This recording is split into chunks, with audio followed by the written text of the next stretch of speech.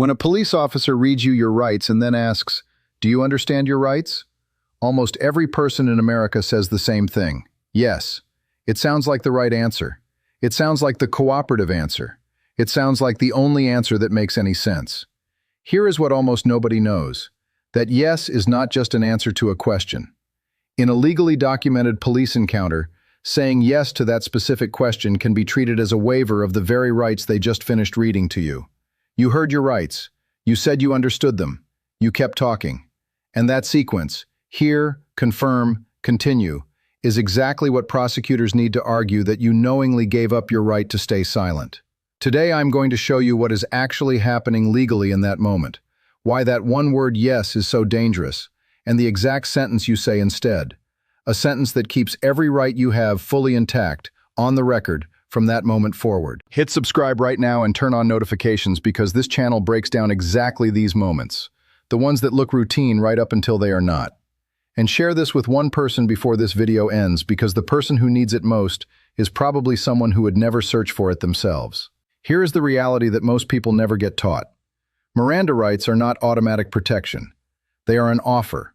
The government is required to tell you that you have the right to remain silent and the right to an attorney. But those rights do not activate on their own. You have to invoke them. Actively. Out loud. In clear and unambiguous language.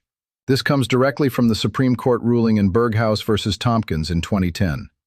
The court held that a suspect who has read their Miranda rights and then continues to talk, without explicitly invoking the right to silence, has waived that right by conduct. Continuing to speak, after being told you can stay silent, is treated as a voluntary choice to waive the protection. In plain English, hearing your rights does not protect you. Invoking your rights protects you. Those are two completely different things, and the gap between them is where most people lose. Now here is the trap inside the trap. When an officer asks, "Do you understand your rights?" they are not asking a philosophical question. They are creating a documented moment in the encounter.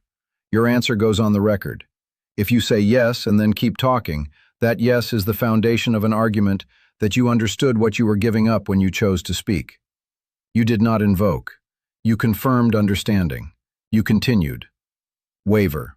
A yes answer to that question, followed by any conversation, hands the prosecution a clean three-step sequence that is very hard to challenge later in court. So what do you say instead? Not no. You do not say no to understanding your rights. That creates a different problem. It suggests confusion, and officers will simply reread them and ask again. You say this, exactly this. I understand my rights and I am invoking my right to remain silent. I want a lawyer present before I answer any questions. That is the complete sentence. Memorize it right now. Say it out loud once so your brain hears it in your own voice. Here is what that sentence does that a simple yes never does. It confirms understanding, which removes the confusion issue. It invokes the right to silence by name, which is the specific legal trigger the courts require under Berghaus. And it requests counsel, which under the Sixth Amendment creates a separate, additional protection that requires all questioning to stop until an attorney is present. One sentence. 3 legal protections activated simultaneously. On the record. On the body cam. Defense attorneys use this exact invocation in court because it creates an unambiguous timestamp. Everything that happens before that sentence is one legal territory. Everything after it is another. The officer cannot argue that a client who said those words then voluntarily waived anything. After you say nothing else. Nothing. You look at the officer calmly and you wait. Silence is not rude in this moment. Silence is the invocation working exactly as it is supposed to. Here is what the bad way looks like. Officer reads Miranda rights. Says, "Do you understand your rights?" Driver says yes. Officer asks, "So can you tell me what happened tonight?" Driver, believing their rights are now protecting them, starts explaining. Every word is documented. Every detail is usable. The driver just waived the right they were told they had, by never invoking it. Here is what the good way looks like. Officer reads Miranda rights. Says, "Do you understand your rights?" Driver says clearly, "I understand my rights and I am invoking my right to remain silent. I want a lawyer present before I answer any questions." Officer asks the same question again. Driver repeats the invocation. Nothing else. Questioning must legally stop. The invocation is on record. The driver goes nowhere and gives up nothing. Watch what the outcome difference looks like. The first driver left that encounter having answered multiple questions they had no legal obligation to answer. The second driver said one sentence and then protected every right they were offered. Same situation, same rights read to both of them. The only thing that changed was whether the invocation actually happened. Drop a comment right now.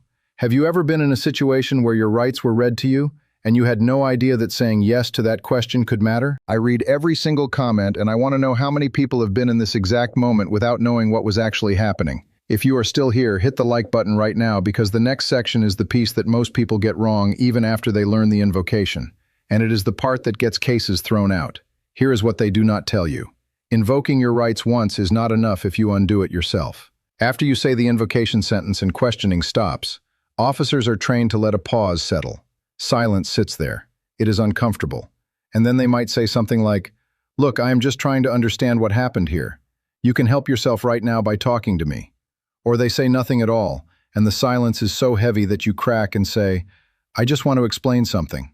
The moment you speak again voluntarily, after invoking, you have restarted the clock. Courts have ruled that a voluntary reinitiation of conversation by the suspect after a valid invocation can be treated as a waiver of the invocation. This is the trick inside the trick. They do not need to get you to say yes. They just need you to start talking again. And the way they get you to start talking again is silence, or a soft appeal to self-interest, or a statement that implies cooperating now will make things easier. None of those things change your legal situation. Only your attorney can tell you whether talking will help you. An officer on the scene cannot make that assessment, and it is not in their interest to make it accurately. So after the invocation, you hold the silence. If the officer makes an appeal, you say this one sentence and nothing more. "I have invoked my right to remain silent, and I want a lawyer. I have nothing to add until counsel is present." Then silence again. That is the complete response. Every time. No exceptions. Let me tell you about Marcus. Marcus is 34 years old, lives in Georgia, and was pulled over on a highway stop that turned into a much longer encounter after the officer detected something he thought was suspicious. His rights were read to him.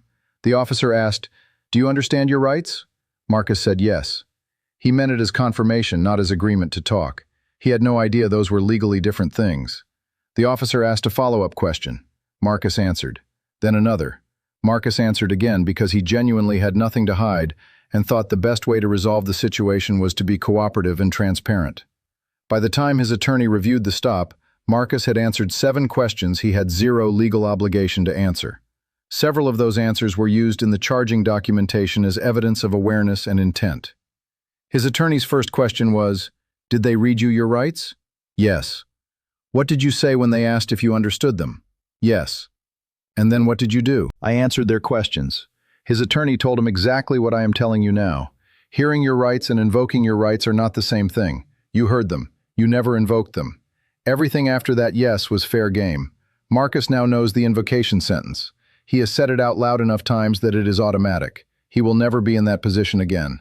And after this video, neither will you. There are 3 cases that make everything in this video legally bulletproof. The first is Miranda versus Arizona from 1966.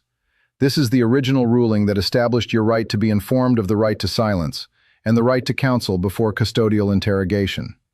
This is where the rights themselves come from. But the ruling also established that the rights must be actively invoked. They are not self-executing. The second is Berghaus versus Tompkins from 2010. This is the one that closes the yes trap. The court held that a suspect who has been read Miranda rights and then speaks without invoking has waived their right to silence by conduct. To invoke, you must do so clearly and unambiguously. Saying you understand is not an invocation. Saying, "I am invoking my right to remain silent," is. The third is Davis versus United States from 1994. This case established that once a suspect invokes the right to counsel, all questioning must cease until an attorney is present. An ambiguous or unclear invocation is not enough. You must ask for a lawyer clearly. That is why the invocation sentence includes both elements: right to silence, right to counsel, both named, both clearly stated. When you know these 3 cases, you understand why the exact wording of the invocation sentence is not optional. Every word in it exists because a court case established that that specific element was required. It is not scripted for comfort. It is scripted for legal precision. Let me walk you through the complete encounter so you can see exactly how this works in real time. It is late. You have been pulled over. The stop escalated. The officer places you in the back of the patrol car and reads your Miranda rights. You have the right to remain silent. Anything you say can and will be used against you in a court of law. You have the right to an attorney. If you cannot afford an attorney, one will be appointed for you. Do you understand these rights? Wrong way. You say yes. The officer asks you to explain what happened. You explain. You are trying to be reasonable. You are trying to help yourself. You answer 3 questions before anyone stops you. Every answer is in the officer's report by morning. Right way. The officer finishes, asks if you understand. You say, I understand my rights and I am invoking my right to remain silent.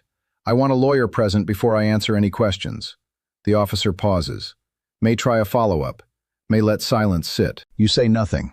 The officer says, look, if you cooperate now, it goes a lot better for you. You say, I have invoked my right to remain silent and I want a lawyer. I have nothing to add until counsel is present. Then silence. All questioning must stop.